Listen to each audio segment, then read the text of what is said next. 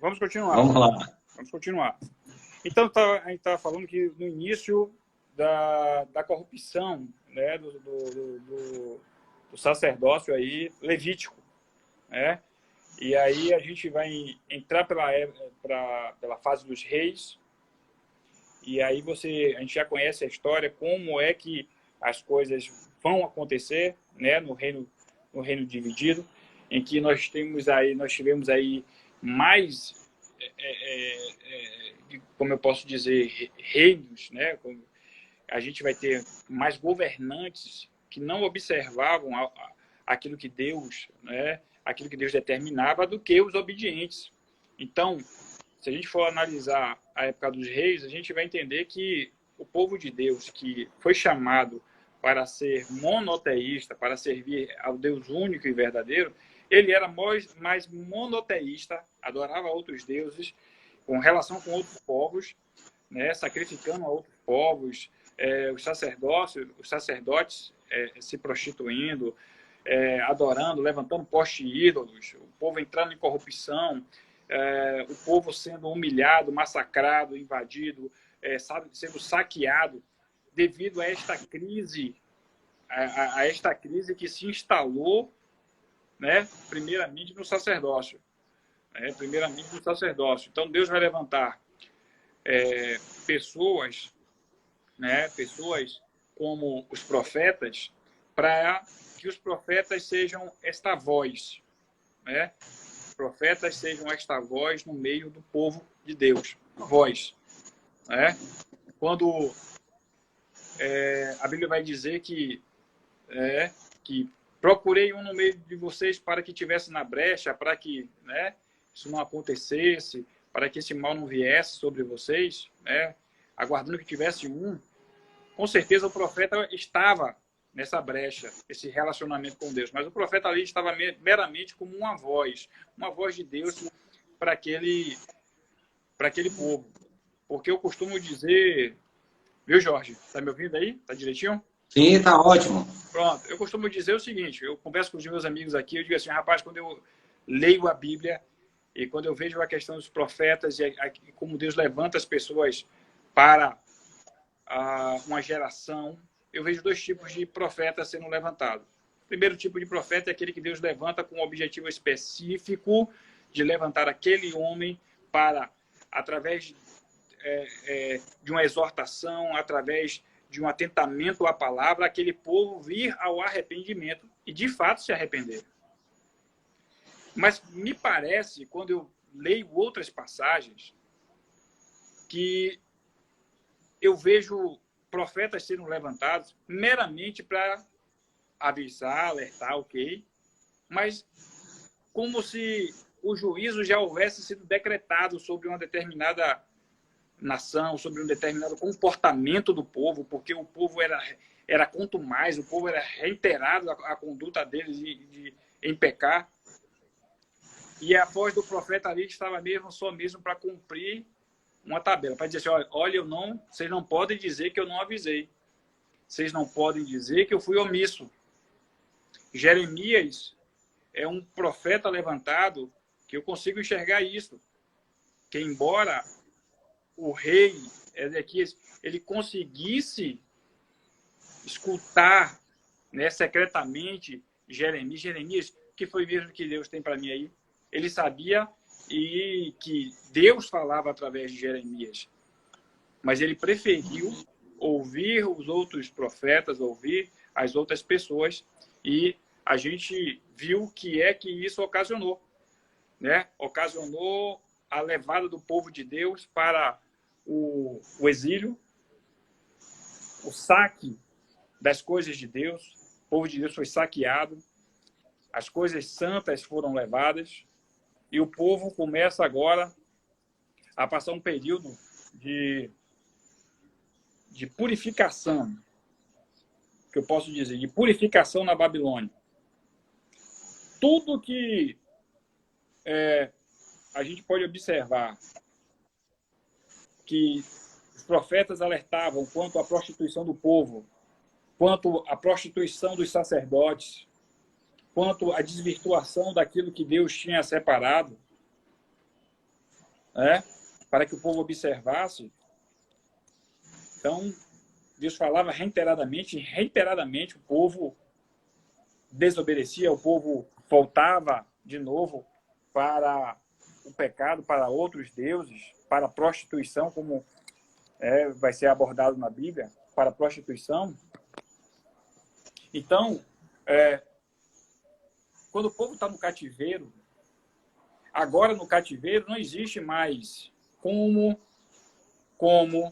o sacerdote ele exercer o seu ofício. Porque o templo dele, o templo já havia sido destruído. Porque quem está no exílio, quem está no cativeiro, agora não tem tempo mais para... E daí, deste contexto, vai começar a surgir as sinagogas, os locais de leitura, os locais de observação da lei e começar a estudar o povo, estudar a lei, procurar conhecer a Deus. Quando o povo volta do cativeiro, há um movimento de pureza dentro do judaísmo. Há um movimento de pureza dentro do judaísmo. Tanto é que, nacionalmente, o cativeiro babilônico foi tão eficaz, que o povo judeu jamais, depois do cativeiro babilônico, como nação inteira, jamais ele voltou a se prostituir com outros deuses, na forma de nação. Houve corrupção ainda pontual, houve, mas não como na forma de nação como um todo, não foi. Depois desse período, nós passamos pelo período que a gente vai conhecer como período interbíblico. 400 anos que nós, na Bíblia, ela não vai fazer referência a esses 400 anos, interbíblico. Mas, depois desse período, vai se levantar outras grandiosas nações, como previa a profecia de Daniel, com a estátua de Nabucodonosor, dos reinos, que depois a gente estuda isso, dos reinos, que vão ser levantados. E aí, o povo de Israel volta de novo a ser subjugado pelo Império Grego. Volta a ser subjugado pelo Império Grego. E nesse momento que o povo começa a ser subjugado ao Império Grego, há uma pressão muito grande do Império Grego para poder impor o seu culto, impor a sua religião, ao ponto do templo, que foi reconstruído, ter sido descaracterizado. Agora não era mais templo, não era mais conhecido como templo de adoração ao Senhor, agora era um outro objetivo. O templo foi profanado, o templo houve sacrifício de porco no templo. Foi um período de muita conturbação e existiram diversas revoltas, revolta dos macabeus ou dos asmoneanos. E aí você vai ter que um período que as coisas estão efervescendo. Daí vai nascer diversas facções políticas dentro do judaísmo. E aí você vai ver surgir também que os sacerdotes eram colocados não mais por um direcionamento de Deus. Os sacerdotes eram colocados por uma questão política de indicação do Império Grego. Começou agora a arbitrar nas questões religiosas, na questão do sacerdócio. Quando volta da Babilônia, aí vocês sabem, não sei se a professora Marli, Jorge, já falou com você, a doutora Marli van der Moeren, ela quando dá aula de história,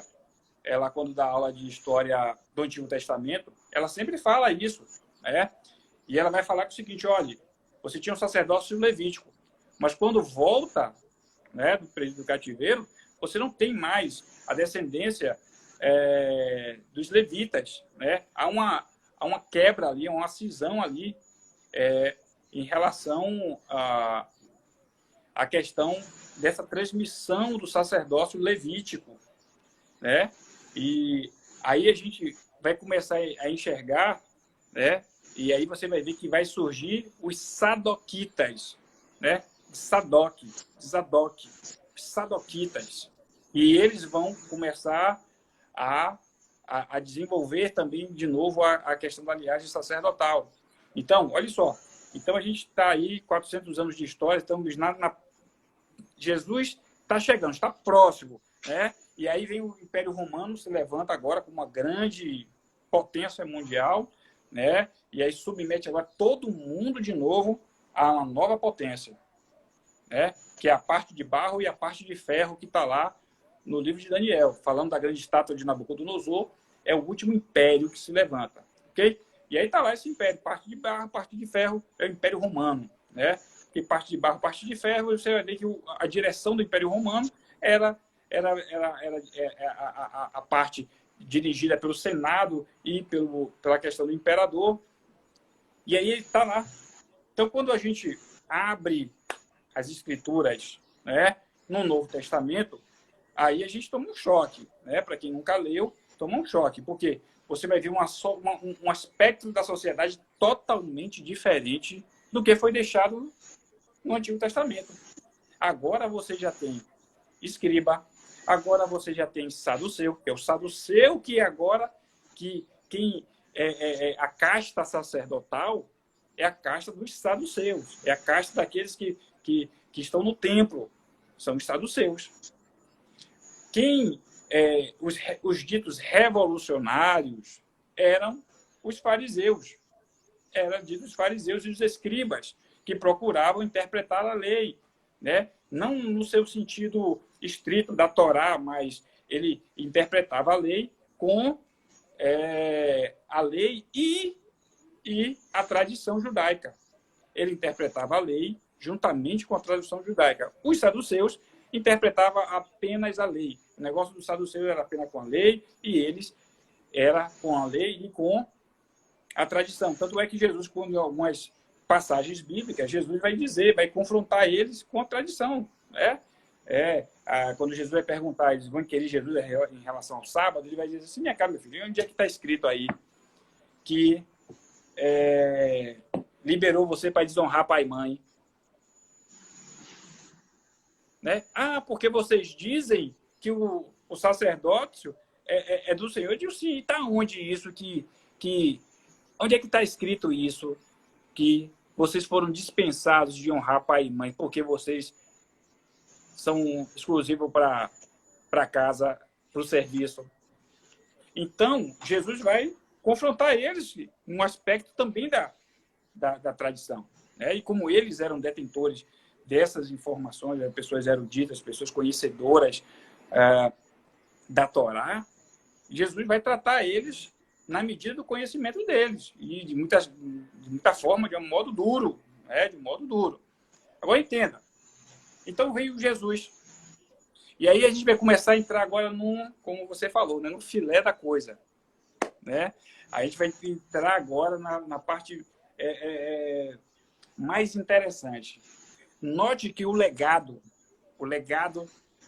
do sacerdócio levítico, se a gente for analisar, né, essa sucessão meramente do sacerdócio levítico, a gente vai ter um problema muito grande de corrupção, a gente vai ter um problema muito grande de prostituição, a gente vai ter um problema muito grande de ingerência política, de nomeação. Então, como a Bíblia diz que não há nada novo debaixo da terra, então, ok. E aí a gente vai entender o seguinte, nesse sacerdócio, há um sacerdócio totalmente maculado, manchado, né? Manchado. E quando a gente está chegando, né? Já perto aí a gente está chegando aí, deixa eu colocar aqui um pouquinho mais do lado aqui. Jesus aí a gente vai ver que Jesus é um sacerdote especial. Como assim Jesus é um sacerdote especial? Jesus é um sacerdote especial. Como assim que ele é especial? Em Jesus, ele havia uma dupla acepção. Primeiro, porque não existe falar de sacerdote sem falar de sacrifício. Não existe sacerdote sem sacrifício. Ah, eu quero ser sacerdote. Está pronto para sacrificar? Está pronto para se sacrificar? Se você estiver, tudo bem. Mas não existe sacerdócio sem sacrifício. Sem sacrifício. Jesus, quando ele veio ao mundo com essa missão, com esse sacerdócio, ele era o sacerdote e era a oferta. Ele era sacerdote e era a oferta. Então, Jesus, nesta condição de sacerdócio e oferta, ele não podia herdar algo que já se havia corrompido. Por isso que Hebreus vai falar que a linha sacerdotal de Cristo é a linha que vem de Melquisedeque e não de Arão. Porque ele vai dizer que esta linha de Arão eram feitas, o sacerdócio era exercida por homens passíveis de corrupção. Homens que, para estar diante de Deus, para representar o povo, tinham que primeiro sacrificar por si mesmo, por conta dos seus pecados. E só depois ele poderia estar diante de Deus para representar o povo. E nesta condição de sacerdote e oferta, é que ele mesmo se entregou por nós. Ele mesmo se entregou por nós. Outro não poderia entregar Cristo por nós. Não foram os romanos que mataram Jesus, não foram os judeus que mataram Jesus, mas Jesus se entregou por nós como sacerdote e como oferta. Aleluia. Ele vai dizer assim, como a gente vai ver lá em Isaías, ele foi levado mudo como ovelha ao matadouro. Foi levado mudo. Ele sabia para o que ele tinha vindo a esta terra, para se sacrificar por nós. E esse sacrifício perfeito e sacrifício imaculado, depois deste sacrifício, jamais o homem necessitaria de sacrifício de bode, de sacrifício de cordeiro, de imolar cordeiro, para perdoar pecado. Porque de uma vez por todas, Deus levou sobre si as nossas culpas, as nossas dores, as nossas enfermidades. Ele vai dizer que o castigo que nos traz a paz estava sobre ele, e pelas suas pisaduras nós fomos sarados. Aleluia. Pelas suas pisaduras nós fomos sarados. Eu costumo dizer que também pela minha formação militar, que eu costumava dizer assim, se tinha no quartel uma missão, eu tinha diversos subordinados. Se tivesse a pior missão, que eu dizia assim, olha, o negócio aqui é arriscado, podia saber que eu estava encabeçando lá. Porque se é me dado a responsabilidade, se é me dado a autoridade, é para que eu esteja à frente. Se Deus nos fez fortes, Deus nos fez sacerdotes, é para nós protegermos o nosso povo de Deus. Paulo diz que ele padecia, ele sofria, ele passava privações, ele passava necessidades, ele sofria para que o povo de Deus, para que vocês tenham paz, tenham tranquilidade, vocês tenham gozo. Ele sabia da responsabilidade dele. Por isso que eu falo que o sacerdócio, o princípio do sacerdócio, ele puxa diversos outros princípios. Aleluia. Ele puxa diversos outros princípios, que é o princípio da responsabilidade, é o princípio da inalienabilidade. Eu não posso transferir a minha responsabilidade de sacerdote para minha esposa. Minha esposa está aqui em casa. Mas o que Deus requer de mim, eu não posso cobrar dela, nem dizer assim, faça aí, não. É minha responsabilidade, porque Deus deu a mim para cuidar, para zelar, para amar. É isso que a gente tem que entender. Eu não posso transferir responsabilidade. Não posso transferir responsabilidade. Deus, quando Deus criou o ser humano, criou o homem, ele deu atribuições ao homem, deu atribuições à mulher, para que juntos, eles pudessem exercer, né, tudo aquilo que é necessário para ter uma vida de relacionamento com Deus, uma vida próspera familiar, uma vida próspera ministerial. Deus nos investiu desta autoridade. E como ele nos investiu desta autoridade, ele também requer de nós. Ele requer de nós. Ele requer de nós também prestação de contas. Deus requer de nós prestação de contas por tudo que nós fazemos aqui. Quando nós tínhamos... veja que na Bíblia nós vamos ter princípios que regem toda a Bíblia, de Gênesis a Apocalipse, toda a Bíblia. Temos princípios que eles regem as relações do Antigo Testamento, temos princípios que regem o Novo Testamento.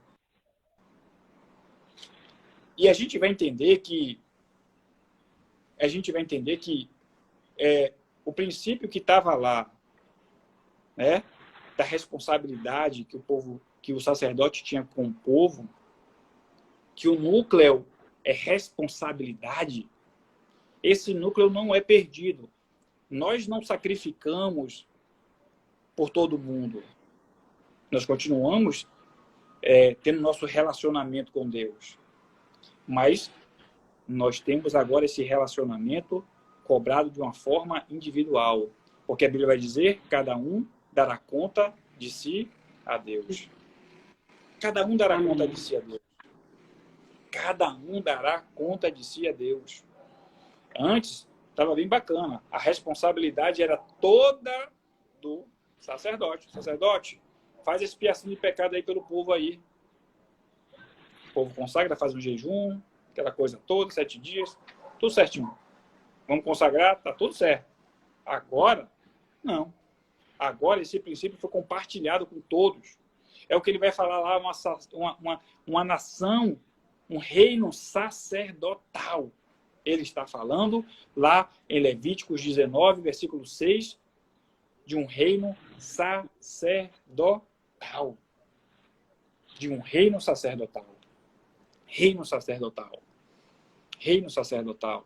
E a gente vai entender que a gente tem toda esta herança mediante Jesus Cristo. Porque ele foi o quê? Perfeito, o sacrifício perfeito.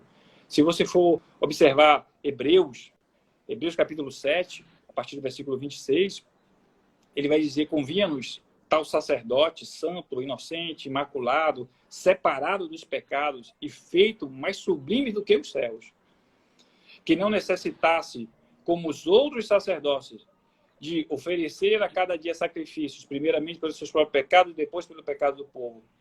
Porque isso ele fez. Isto ele fez uma vez oferecendo-se a si mesmo.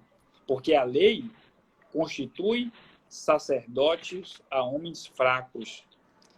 Mas a palavra do julgamento que veio depois da lei constitui ao filho perfeito para sempre. Ele vai dizer, olha, tudo aquilo que foi feito lá, que homens fracos se sacrificavam para que pecado fosse perdoado, mas eles não mudavam. A lei, né? A lei em seu sentido, a qual ela foi gerada, externada, ela não cumpriu o seu objetivo. Ela cumpriu o objetivo como? Ela cumpriu o objetivo de, como a Bíblia vai dizer, de elevar a gravidade do pecado para que Deus pudesse agir de misericórdia para com todos. Para que Deus pudesse agir de misericórdia para com todos. Mas ele vai dizer assim, olha, a lei nunca aperfeiçoou ninguém. Aquilo que Deus estava requerendo do homem lá no Sermão do Monte, sobre aspectos internos, a lei não conseguiu. Mas agora, com o sacrifício perfeito de Jesus Cristo, com o sacrifício perfeito de Jesus Cristo, nós entendemos que tudo aquilo que foi feito lá, sacerdote levantado, sacrifícios, altares, templos, tudo isso era simbólico. Tudo isso foi levantado porque todas estas coisas representavam a pessoa de Jesus Cristo em seu sacrifício pela humanidade, em seu sacrifício por nós. E Deus, mesmo ele sendo Deus, ele veio à Terra como um homem, na forma de homem, padeceu como um homem, sofreu como um homem, e ele se doou por nossos pecados, para que nós tivéssemos acesso a esta graça, para que nós também fôssemos considerados reino e sacerdócio, para que nós fôssemos considerados reino e sacerdócio. Entender que sacerdócio não é uma normatização, entender que ele é um princípio, é o que faz ele nos alcançar. É o que faz é o que faz ele alcançar as nossas casas, as nossas famílias, os ministérios. É isso. É porque ele é um princípio e ele fala de relacionamento. Não adianta a forma, não adianta a ritualística sem a essência.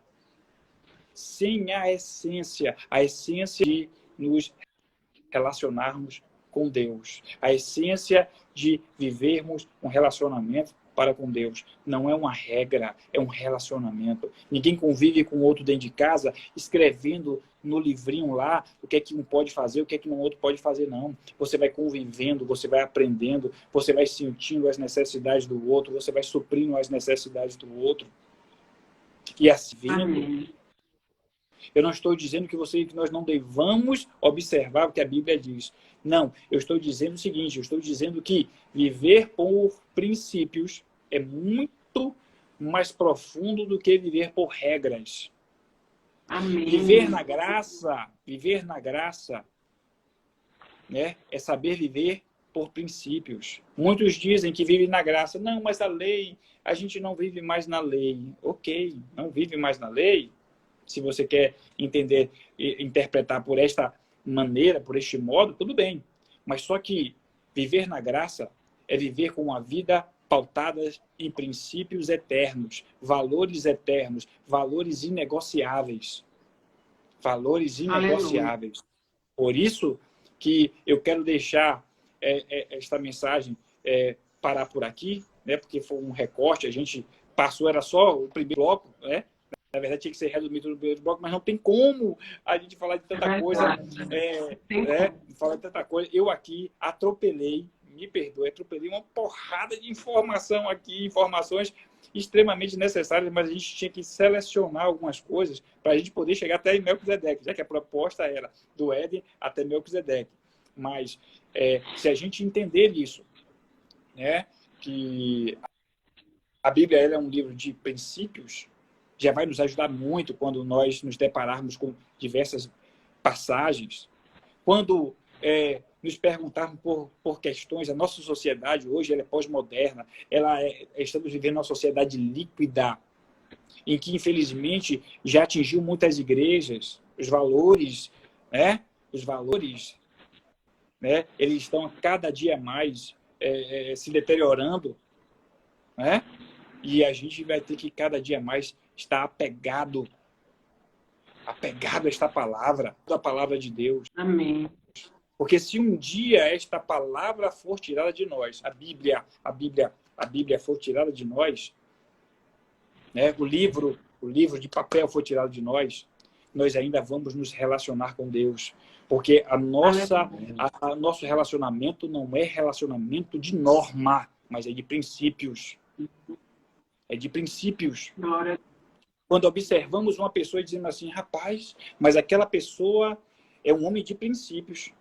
Geralmente, quando você analisa e alguém externa essa frase, é porque o cenário não é favorável para que ele seja um homem de princípios ou tome aquela atitude. Mas na contramão de tudo que permanece fiel, ele ainda permanece íntegro. Então, andar por princípios é andar em integridade com Deus, é saber quem é Deus e por que Deus nos chamou, independente do que andam fazendo, do que andam falando, do que andam pregando, mas é saber quem Deus é, porque ele se relaciona com você todos os dias. Aquele sacerdócio que estava lá no Éden, que Deus estipulou para um homem, falando assim: olhe, Adão, todos os dias eu quero me relacionar com você. Olhe, Adão, todos os dias, na viração da tarde, eu quero me relacionar com você, Adão. Eu quero saber, Adão, o que fez, eu quero saber, Adão, como é que está sendo o seu. Eu quero me relacionar com você. Deus já disse lá desde o Éden o que é que ele espera de nós? Relacionamento com Deus. Relacionamento com Deus. E que esta palavra ela possa gerar como uma semente, uma minúscula semente no coração de vocês, e que vocês possam meditar em qualquer trecho dessa mensagem e explorar de uma maneira farta, de que eu nem falei, eu nem abordei, mas que ela possa germinar no nosso coração, possa nos inspirar a viver essa vida com Deus, de um relacionamento profundo com Deus, um relacionamento que independe de normas, um relacionamento que independe de obrigações, mas é um relacionamento que a gente vai ter com Deus, é um relacionamento verdadeiro, puro.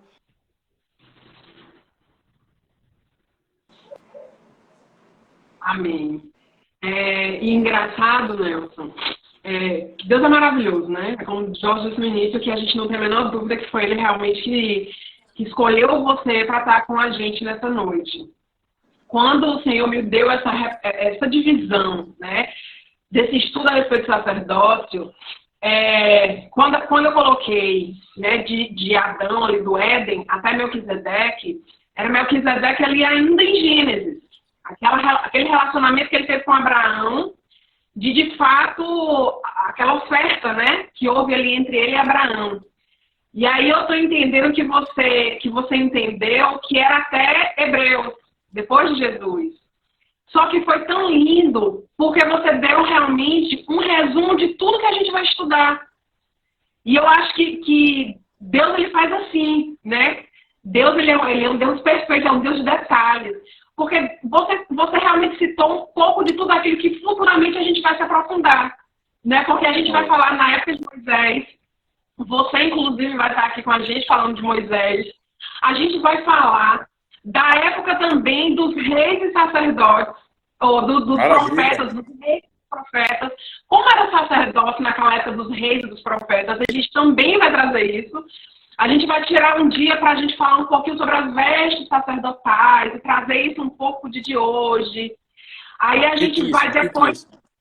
Exatamente. Aí depois a gente vai começar a entrar no Novo Testamento, e você já falou um pouco de como era o sacerdote no Novo Testamento. Exatamente esses dias eu estava lendo os evangelhos e estava vendo que não se perdeu totalmente.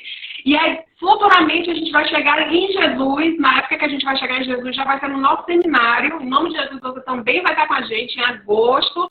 A gente vai trazer esse sacerdócio de Jesus, porque próximo ano a gente vai começar, de fato, a entender como é que a gente se move nesse reino sacerdotal. Se nós somos esses sacerdotes, como é que nós vamos nos mover nesse reino sacerdotal? Aí vai ser para 2021. Mas realmente a gente vai caminhando. E para a glória de Deus, hoje você deu assim, um resumo maravilhoso para dar fome mesmo nas pessoas de comerem essa palavra, de quererem mais. Porque a gente vai andar por esse caminho todo que você fez aí hoje. Amém. E Nelson, maravilha. É muito legal que assim, né? A gente vem de um ministério que eu lembro lá na sede, há muito tempo atrás, com o Bispo Átila, que o Bispo Átila gosta desses estudos, né? Dessa coisa explicada, dessa coisa aprofundada, dessa coisa com detalhe. A gente vem de um ministério que é assim. Não é à toa, inclusive, a criação ali do ITBC, que é um curso que visa exatamente isso. Só que o detalhe disso tudo, que as pessoas precisam entender, que isso daqui eu considero como uma mudança na forma de pensar. É para as pessoas começarem, como você disse, isso daqui é um recorte.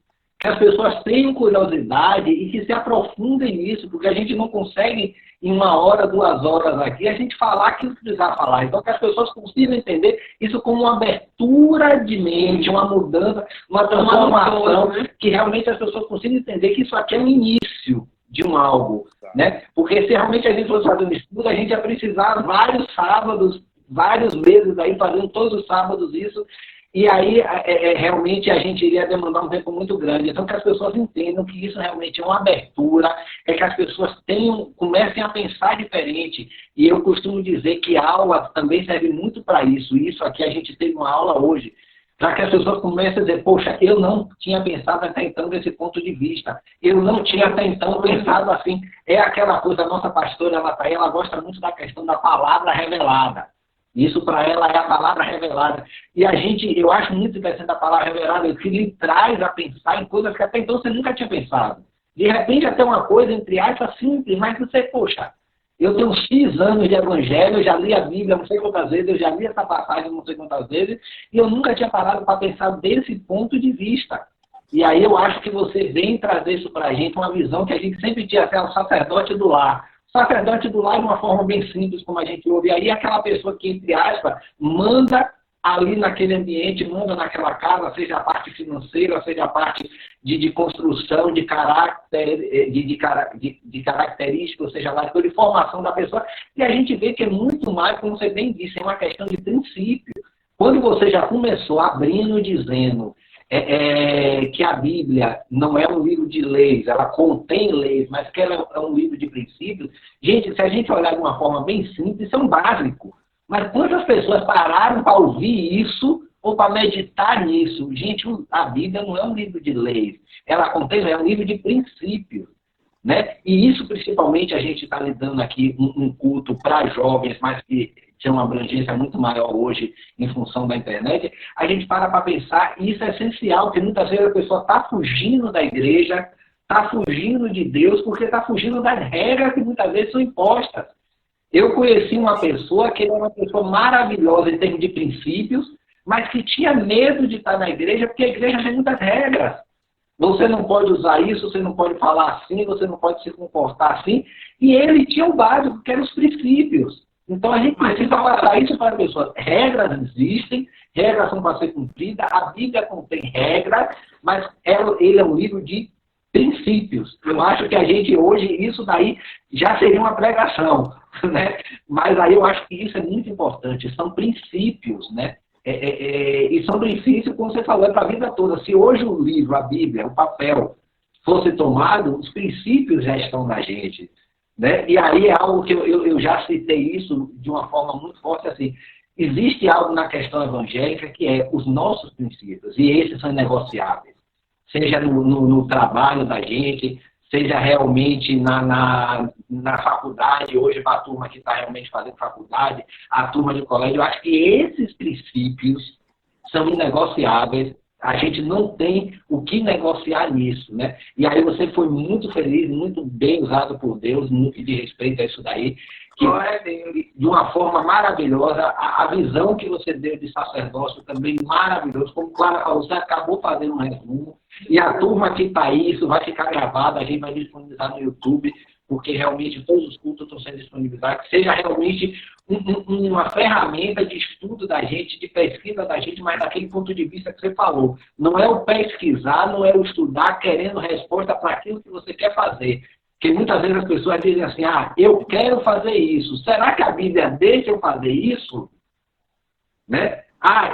Fulano está fazendo aquilo, eu vou acusar ele está fazendo errado. Eu vou pegar uma passagem da Bíblia que mostra que ele não deveria estar fazendo aquilo. E é muito mais que isso, são princípios que tem que nortear realmente a gente, né? Então, assim, para a turma que está chegando aí agora, a gente está fazendo um estudo sobre sacerdócio, a gente iniciou esse estudo hoje, né?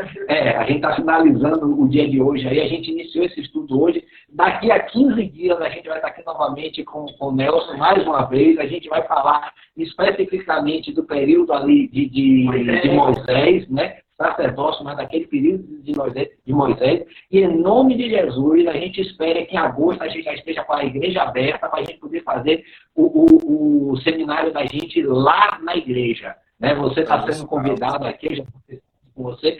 Se realmente não for da vontade de Deus e realmente a gente tiver que estar aqui, Deus tem um propósito nisso tudo, o alcance que a gente está tendo aqui hoje.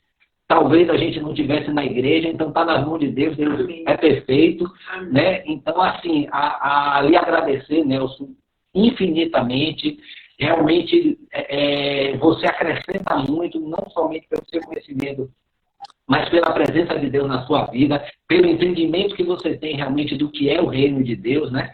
E lhe agradecer, você é da casa, você sabe disso, muito feliz, a sua disponibilidade, com a bênção da nossa pastora que está aí presente, assistindo, dando glória a Deus aí. E daqui a 15 dias a gente está aqui de novo, então não é nem um tchau, não, até daqui a pouco, até breve. E dá um abração na esposa, dá um abração no filho.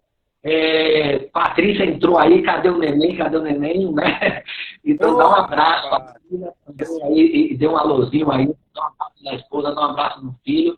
Muito obrigado, que o senhor continue lhe abençoando. Um abraço na mãezona, a senhora Bíblia. A gente sempre lá presente com a gente fisicamente, lá, dá um abração nela. Se cuidem, que o senhor continue usando, meu irmão, e daqui a 15 dias a gente está aqui de novo. Amém? Amém. Muito obrigado, viu, pelo convite, muito obrigado por vocês. Continuem assim, porque vocês têm um desafio aí com a pastora e com vocês aí, que é a instrução do povo de Deus, né? A instrução desses jovens. Então, tá sobre vocês, que eu percebo que vocês passam isso de uma maneira muito tranquila, muito leve. Vocês são pessoas que, graças a Deus, a gente nota essa preocupação com conhecimento, essa preocupação com fortalecimento dos jovens, né? E, assim, temos muita coisa para conversar depois pessoalmente, a gente bater um papo. E, por hora, quero agradecer a pastora, agradecer a todos que estiveram aí conectados aí com a gente nesse culto, viu? Vai me perdoando por qualquer coisa, qualquer falha, foi minha mesmo, viu? Foi minha mesmo. Foi nota 10, a primeira experiência foi nota 10, viu? Não tenho muita intimidade não com o Instagram, não, porque eu não tinha Instagram, tinha só ali para ficar vendo algumas coisas, alguns colegas, mas nunca tinha participado. Essa é a minha primeira live no Instagram. Já tinha feito com outros aplicativos, mas nunca no Instagram. Mas assim, agradecer a vocês, viu? Que essa palavra ela possa achar terreno fértil e que vocês possam expandir infinitamente mais do que coisas que eu jamais pensei, que vocês possam ter reflexões a respeito disso, mastigar essa palavra, porque a palavra é viva. Então, você lê a palavra, Deus vai se revelar. Todos, Deus abençoe, semana de vitória, semana abençoada, esse casal lindo aí abençoado. Um forte abraço. Amém. Patrícia, minha amiga, um forte abraço para você também, viu? Deus abençoe a todos vocês. Muito obrigado. Amém. Glória a Deus. Glória a Deus.